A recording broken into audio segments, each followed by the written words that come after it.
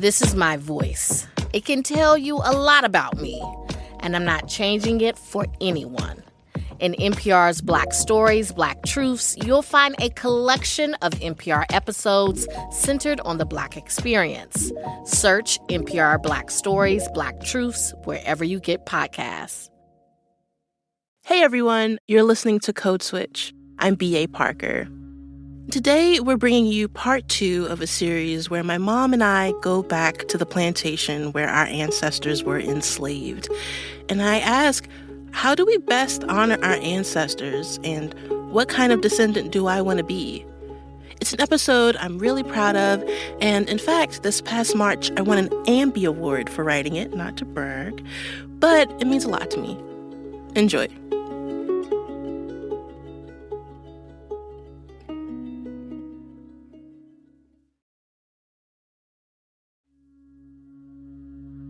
Support for this podcast and the following message come from Wise, the app that makes managing your money in different currencies easy. With Wise, you can send and spend money internationally at the mid-market exchange rate. No guesswork and no hidden fees. Learn more about how Wise could work for you at wise.com. This election season, you can expect to hear a lot of news, some of it meaningful, much of it not. Give the Up First podcast 15 minutes, sometimes a little less, and we'll help you sort it out, what's going on around the world and at home. 3 stories, 15 minutes, Up First every day. Listen every morning wherever you get your podcasts. Last year, over 20,000 people joined the Body Electric study to change their sedentary, screen-filled lives. And guess what? We saw amazing effects. Now you can try NPR's Body Electric Challenge yourself. Listen to updated and new episodes wherever you get your podcasts. It's a high-stakes election year, so it's not enough to just follow along. You need to understand what's happening so you are fully informed come November. Every weekday on the NPR Politics Podcast, our political reporters break down important stories and backstories from the campaign trail so you understand why it matters to you. Listen to the NPR Politics Podcast wherever you get your podcasts. Lately, I've been trying to figure out what kind of descendant I want to be. Knowing that I come from enslaved people is a crucial part of who I am, and wanting to honor my ancestors kind of looms over everything I do, which is no big deal, just the weight of generations of ancestors towering over me and who I choose to be. But I'm only one person, so I'm choosing to focus on one ancestor, and I think that's how she would have wanted it. I appreciate you helping me, Grams. I don't know what I did. You just spoke with me, that's all. That's my Grams. She helped raise me. In fact, she was my kindergarten teacher. And for the longest time, she was my main interview subject because it was just me and her hanging out during the day. Grandma, legit, that's all I'm doing for this job. Getting interviews. Like, this is what I'm learning how to do. But I'll sit with somebody and we'll talk about a specific story or whatever. Grandma's specific story always started with where she's from. I was born in Creswell, North Carolina. Grams grew up in farming country in Creswell. I grew up, Daddy's farming. Great long roads and big clods of dirt. Creswell is small. I mean, its main street is a block. In my lifetime, a freeway was built in the middle of the town to get to the Outer Banks faster. And of the about 207 people currently living there, a significant portion of the population is related to me.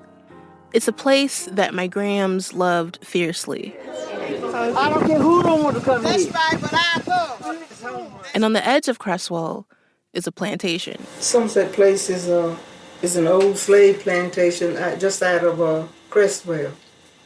My great-grandmother and great-grandfather were slaves there. They had their children there, some of their children there. The Blunts, Richard Blunt, Patient Blunt. Down the line, we come from Richard and Patience. That's the origin story my mom and I always got. My mom remembers Somerset the way most of the family remembers Somerset, as a sign you pass on the way to church. I had spent every summer of my life in Creswell. And I saw the signs that said Somerset, but we never paid it no mind. No one in our family ever felt the need to go to the plantation. I had never been to Somerset Place before 1986. That was the year another descendant of Somerset, Miss Dorothy Sproul Redford, organized a homecoming. She said she'd grown up ashamed of her ancestors who'd been enslaved, saying during the Black Pride movement of the 1960s, there was a tendency to ignore our slave ancestry. But then in the late 70s, when the phenomenon that was Alex Haley's miniseries Roots came out, she was inspired.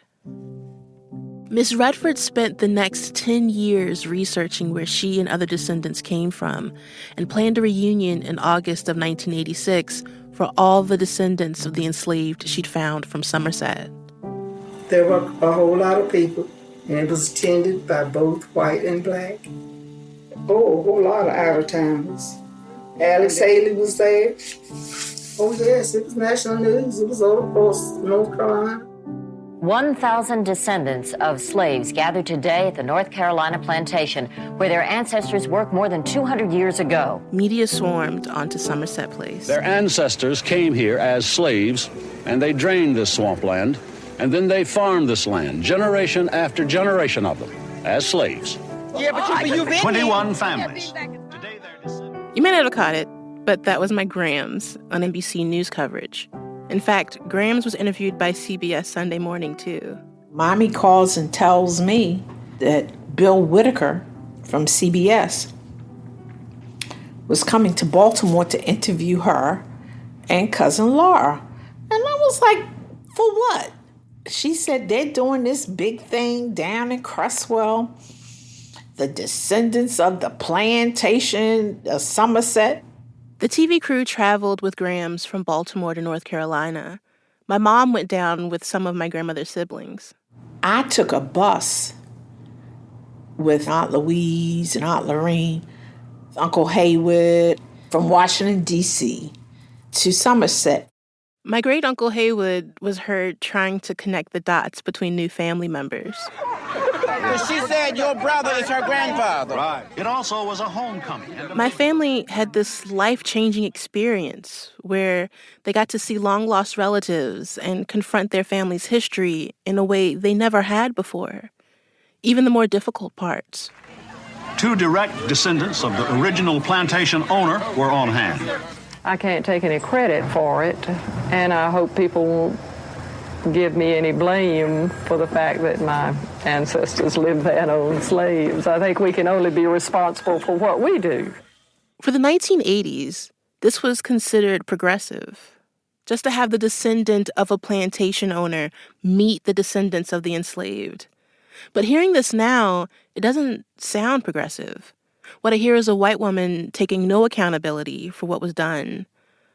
Yeah, it was a different time. But now, when I think about present-day divides, the idea of a reunion like this feels impossible. There would be the white descendants angry that the history of slavery was even brought up, or the white descendants who feel beholden to apologize and take up too much space.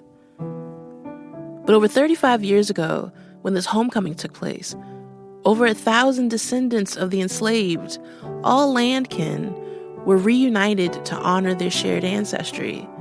It was transformative for everyone there. It was a moment of healing.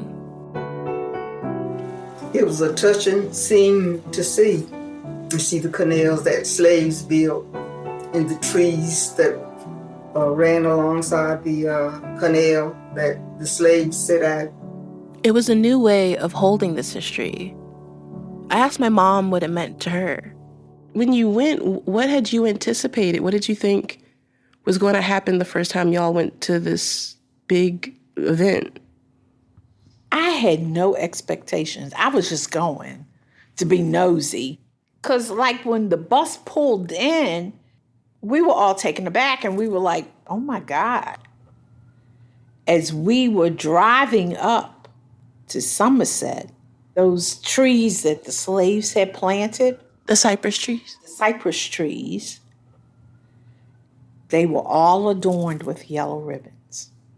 Even the bus got kind of quiet as we saw the yellow ribbons because, yellow ribbons are a symbol of welcome home.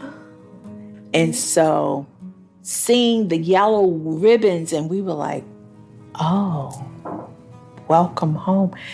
And despite the circumstances of slavery, this is where our family began.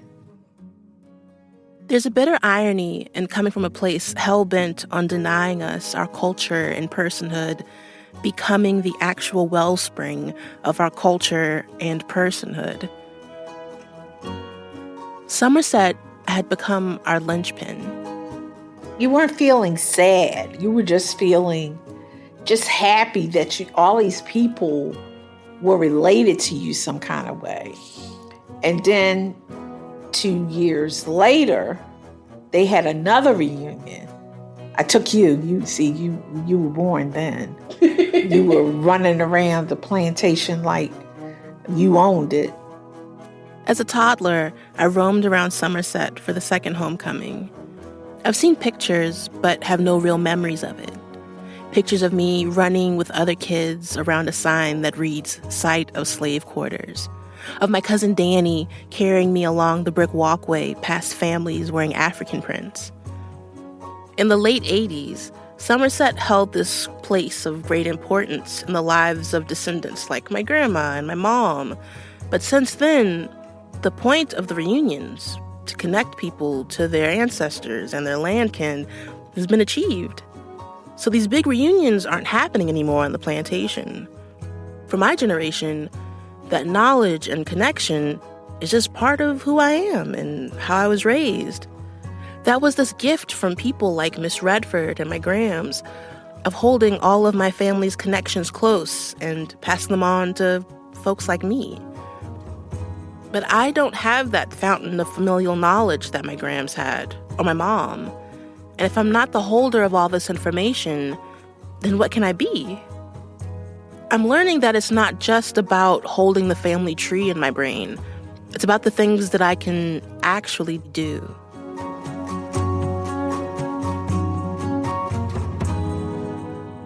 Coming up, I go to Somerset Place. So we are currently locked inside of the master's house? Stay with us. Kind of ironic. All right. Parker, just Parker, code switch. Black perspectives haven't always been centered in the telling of America's story. Now, we're taking center stage. Introducing NPR's Black Stories, Black Truths, a collection of Black-led stories from NPR's podcasts. Search NPR Black Stories, Black Truths wherever you get your podcasts. In this country, some truths aren't self-evident. And NPR's Black Stories, Black Truths, a collection of stories as wide-ranging and real as the people who tell them, we celebrate the Black experience for all its soul and richness. Search NPR Black Stories, Black Truths wherever you get podcasts. All that sitting and swiping, your body is adapting to your technology. Learn how and what you can do about it. I really felt like the cloud in my brain kind of dissipated. Once I started realizing what a difference these little breaks were making, there's no turning back for me. Take NPR's Body Electric Challenge. Listen to the series wherever you get your podcasts. This message comes from Slow Burn, Gays Against Briggs, Slate's podcast exploring one of the most consequential civil rights battles in American history, the first ever statewide vote on gay rights. Binge all of Slow Burn, Gays Against Briggs now. My relationship with Creswell, North Carolina is pretty much wrapped in death. Now, don't get me wrong, I love the place. I've spent every summer there since I was born, hanging out with octogenarians, going to feed the ducks with my grandpa, apple picking with my great Aunt Emma and Uncle Norman. I love the sunsets and the dogs barking in the distance and going to church revivals and reading Zora Neale Hurston on the front porch. But it's also where all of the people who sat with me at those revivals and on that front porch are now buried, including my Grams. She passed away a couple years ago. She was 98, a respectable age to go if you ask me. And I want to honor my Grams the way she honored her ancestors. She and her 9 siblings came together in the 1970s to get a gravestone for their grandmother, Ma Bell. And I've been trying for a year to get a gravestone for Grams. I'm calling to check any kind of updates. I ordered my grandmother's tombstone through y'all. We ordered in August. Yep, got it. It takes 8 to 10 months. 8 to 10 months. How are we looking? So it's May or June. May or June. Wow. All right. Yeah, it takes a long time now to get them. Is it because of COVID? It's because of everything, sweetie. Not just the tombstone, but the cement slab to cover her. I've been trying for months to find a cement truck. Everything is on back order. So my Grams has just been resting with just this little blue flag in the ground with her name on it, waiting for her confirmation number to come up in 5 to 6 months. Grams is now in the cemetery where her parents are buried and her grandparents are buried. With Grams there, I've got to take her place in continuing the family tradition that she and her sister, my great-aunt Louise, did every August. I've started picking up flowers for the graves. Good. So when we get to Creswell, me and you can clean off the graves and put the flowers on. Oh, okay. The graveyard at the church is where the town of Creswell ends. If you go the other direction on Main Street, you hit the sign to go to the plantation. Growing up, I didn't go to the Somerset side of town. It was nice to know it was still there, but I wasn't going to go. The existence of it was enough. But my Aunt Louise takes great pride in Somerset and being able to represent our family there. She even bought the family membership. Well, I told you, we are members of a Somerset Foundation. How's that work? I pay $30 a year. What does that get us? Well, you can get 10% discount if you want to buy something. All right. No. So my mom and I went on a road trip. Me from New York to Baltimore to meet my mom, and we drove to Creswell to tour Somerset and to check on my Grams and make sure that tiny blue flag with her name on it was still there. Do you think it's accurate if you put your arm out and you do the bump bump that the truck will do bump bump? Do you think that ever happens? I've always wanted to do it.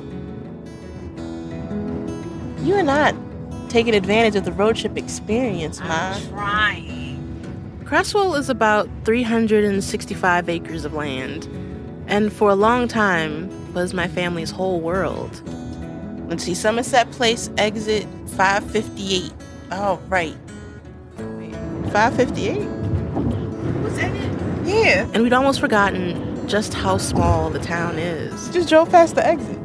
There are 2 Creswell exits. The first leads to Somerset, and the last to the city limits. We missed our exit, but it led us on to Main Street. We don't get to see it that often. Where for a long time, the only business was a flower shop. Now that's gone, but we finally got a sandwich shop and a coffee bar. One square block of townness that has been missing for a while. It just looks so, what's the word, like sprawling? Like it's just so wide open. Being on horse and buggy, having to come out on dirt roads. Isn't that how Grammy said they would go to church? On our way to Somerset, we drove down this never-ending road, not unlike the one my grandma would have ridden in a horse and buggy. And my mom began reminiscing about the reunion from 1986. Remember I told you we drove up and all the trees had yellow ribbons? Mm-hmm. It was over there. Oh, those are the cypress trees? Yeah, see? Oh, that's pretty. When we pulled up, we thought there was someone greeting us in a golf cart. All right, we are here. A white man just showed up. We thought he was going to give us a ride to the visitor center.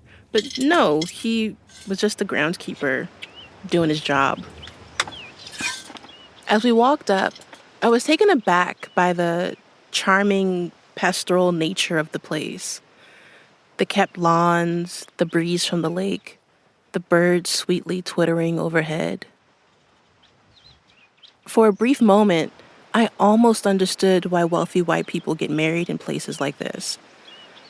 Until I passed the slave quarters on my way to the visitor center. When I opened the door, an older white couple was leaving, and I wondered if they paid for a $2 tour of the grounds. Well, since they were probably seniors, the $1 tour. My mom and I tried to pay for our tour, but the guide wouldn't let us. All right, lead the way. All right, yeah, so we're going to start over here. We're going to do about a 10-minute orientation, and then we'll go through the different buildings on the side. Our tour guide was a young college graduate named Lily. She's 22, white, and only been on this job for 2 months. Your 40-hour weeks just like on this land? How is it for you? It's nice. Yeah? It was an adjustment when they told me that there were rattlesnakes here, and I was like, there are, in the where? Have you seen any? I have, luckily, no. If I see a rattlesnake, I don't know what I'm going to do. And she knows her stuff. So the formal garden here would have been something that Mary Collins would have been in charge of. But taking this tour with Lily was a little bittersweet. And behind you, you've got your formal garden area. Okay. Now, Mary, Josiah's wife, she was an avid gardener. That's my cousin Alicia. She gave me the tour last time I was here, back when I was in college. For almost 20 years, she had Lily's job.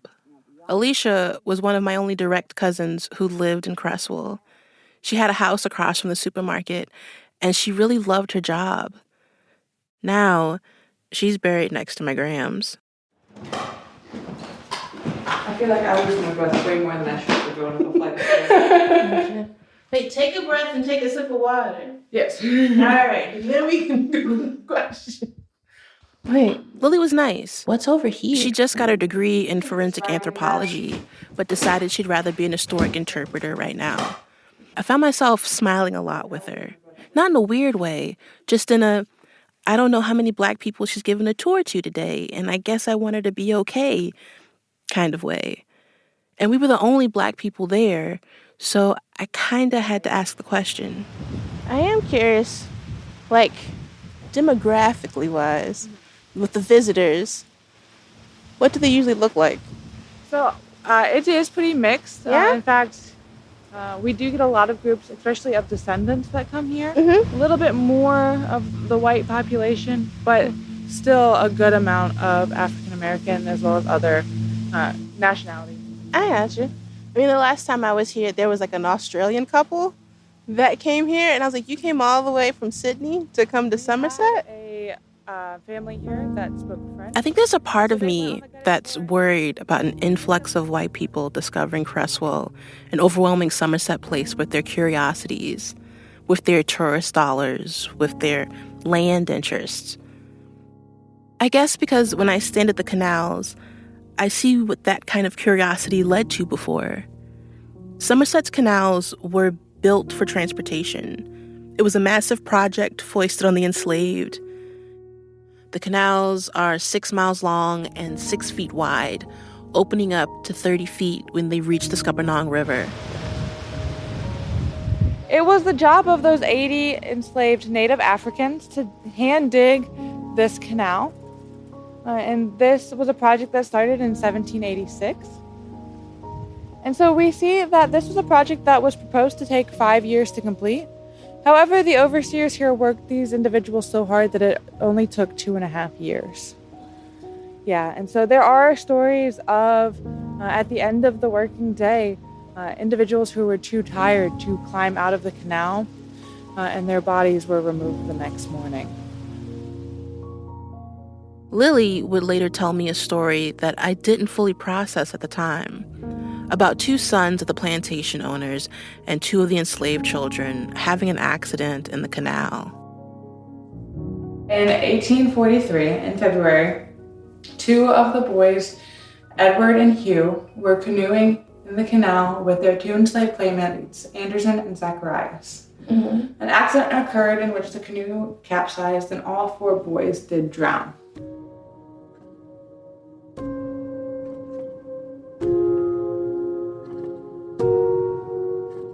It was only when I got home that I read a letter written in 1843 by a clergyman named William Pettigrew that I found this tidbit. It said, quote, James Newberry and Dick Blunt, a Negro man, took out the children. They had been drowned a half hour when they were taken from the canal, end quote. My great-great-great-grandfather, Richard Blunt, had been the enslaved person made to take the children out of the canal.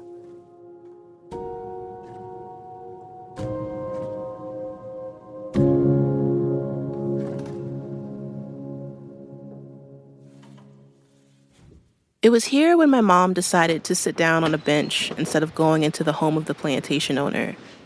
It was 3 floors and artifacts galore. If you need to leave at any point, let me know. We have to lock it because if we're on the 3rd floor, we can't hear anyone come in on the 1st floor, and we don't want to accidentally lock anyone in later.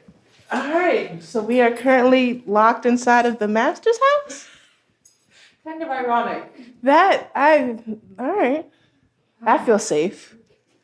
So this is the escape room portion of the tours. Oh, boy. All right. Yeah. Everything had been preserved. Bear claw china cabinets, 4-post bids, original oil paintings of each generation of plantation owner. The antique chamber pots weren't original, though. They were brought in. And so this next room here is the office. And so Josiah would have kept all of the records for the plantation in this room. A lot of the information that we know from this plantation is because Josiah was an avid record keeper. He kept track of the temperature at 3 different points of the day, the prices of crops, the crop rotations, as well as the number of enslaved individuals assigned to each task in order to make sure that no labor was wasted. So he was doing something during the day. Yeah. As we left the master's house, down a back stairwell, through the service entrance, I was watching my head with every step. Lily finally unlocked the door. I was thankful for the fresh air after the creaky suffocation of over 230 years of oppression within those 3 floors. I'd rather be out here on this land and deal with the rattlesnakes. Thanks. Oh, she had to lock me in the master's house, Rhonda. Why? She said because there are rules. Rules? Yeah. That's pretty fresh. When we got to the visitor center, we met Karen Hayes. She's the historic site manager for Somerset and the only Black employee that we saw that day. The job used to belong to Miss Dorothy Sproul Redford, the creator of Somerset Homecoming. Miss Redford felt that her job was done. Families found each other.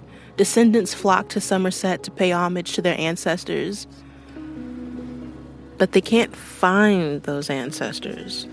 That's the biggest thing that bothers me here. We don't know where the graveyard is here. At all? No. We don't know The place where is so big.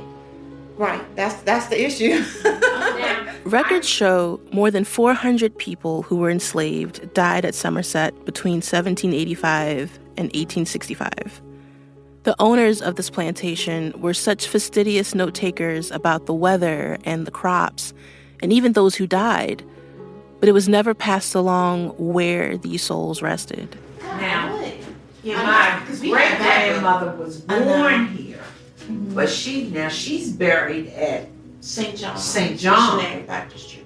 So I don't know if her mother and father, they had to be buried here. My grandmother's here. My grandmother's grandmother, Ma Bell, was born on this plantation, and Ma Bell's parents and grandparents are buried on this plantation. And since a majority of the land is now owned by private farmers, it's possible they could be under the crops. Karen thinks they might be buried at the highest point by the lake. So they got to be back here somewhere if they're buried here. We don't know where.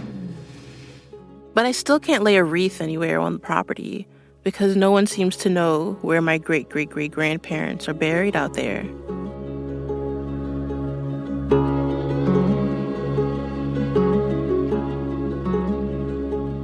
After the tour, my mom was thinking about Lily and her forensic anthropology degree. Anthropology or something. Because she should be able to go out there and find the graves. Maybe she could use her degree to find them, Indiana Jones style. Ma, you got any more questions? You sure? Let me go buy you a magnet? Okay. All right. Come on.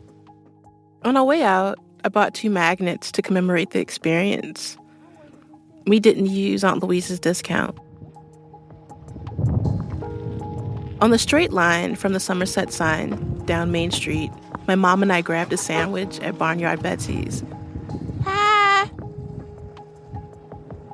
Who's that? And along the way, a random cousin saw us on the street. They coming over. Hey, how you doing? I had no idea who this lady was, but I hugged her anyway. I just knew that we were related. My mom knew who she was, just like my grandma would have. And that's enough. And then we continued on the conveyor belt of Main Street, all the way to my family's church to visit Graham's. I see your flag still up. I'm a check. The little flag that rested where Graham's gravestone should be was still there. That was the only way to find her for a long time, and it hasn't budged. Neither had the flowers we'd placed there from last August. Wait! Ma! I was so excited the flag hadn't flown away that I'd almost skipped over something important. Grammy, you've been cemented! We got cement! Who did this? Who?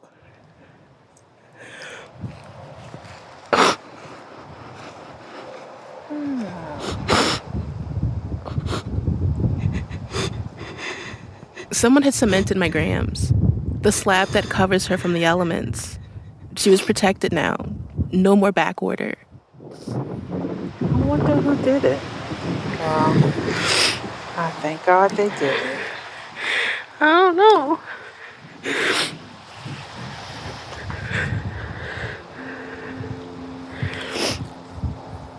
Settled, right?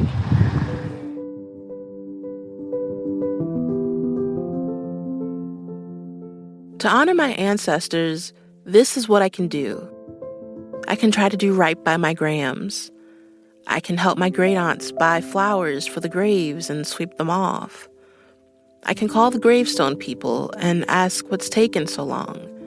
I can just maintain, because that's what they did. Hey, Grams, we almost done. Yeah. We almost done. Well, I'm going to try to call Jamie in the car. All right. Grammy, we'll be back. Hi, someone just called me? Yes, Miss Parker, this is Jamie. How are you? Good, and yourself? Good. They are going to install Miss Owens's memorial on Wednesday, May the 31st. They are? Mm-hmm. Oh, thank goodness. Okay. Oh, thank you so much. You're welcome. Only thing we need to do is make sure that it's flagged. It is, that the flag's still there. All right.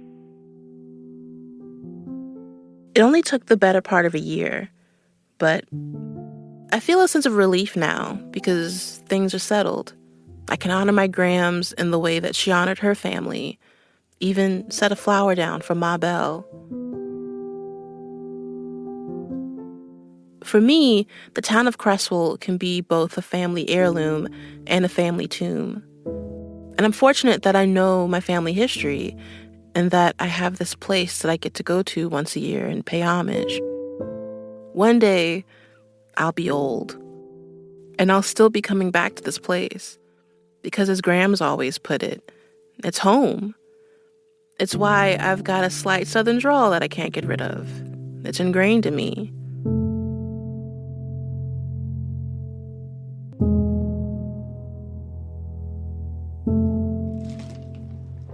Wait, so what is this stuff, Ma? Going through your Graham's stuff. Part of my grandma's legacy is her collection of things. things she saved for me that my mom recently passed down. Dorothy Redford. A box full of Grandma's books and official papers, all centering Somerset. This is a record. Is it a record? It's a record.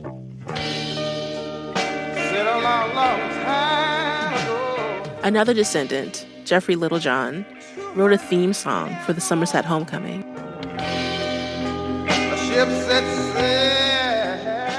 And my Grams had saved the record.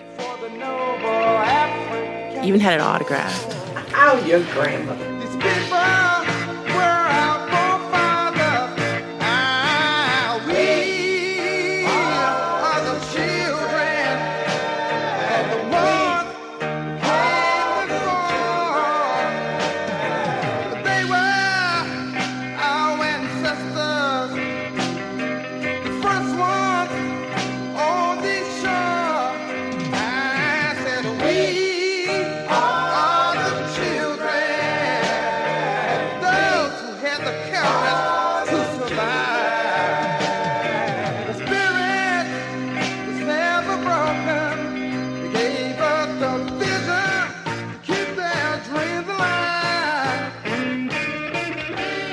And that's our show. You can follow us on Instagram at NPR Code Switch. If email is more your thing, ours is codeswitch@npr.org. And subscribe to the podcast on the NPR app or wherever you get your podcasts. Just wanted to give a quick shout out to our Code Switch Plus listeners. We appreciate you and thank you for being a subscriber. Subscribing to Code Switch Plus means getting to listen to all of our episodes without any sponsor breaks. And it also helps support our show. And if you love our work, please consider signing up at plus.npr.org/codeswitch. This episode was originally produced by Christina Kalla, Jess Kung, and me. It was edited by Courtney Stein. This rerun was produced by Xavier Lopez. Our engineer was Gilly Moon. And a big shout out to the rest of the Code Switch massive: Leah Dinella, Dahlia Mortada, Jean Demby, Verlyn Williams, and Lori Lizaraga. Special thanks to Brittany Luce, Tracy Hunt, Miss Dorothy Sproul Redford and her book Somerset Homecoming, Karen Hayes and the staff of Somerset Place, and thanks to my mom for going on this journey with me. I'm B.A. Parker. Hydrate. The Republican National Convention is happening this week, and the NPR Politics Podcast takes you there. We're on the ground in Milwaukee with analysis, recaps, and coverage of what happens every night of the RNC. Listen to the NPR Politics Podcast.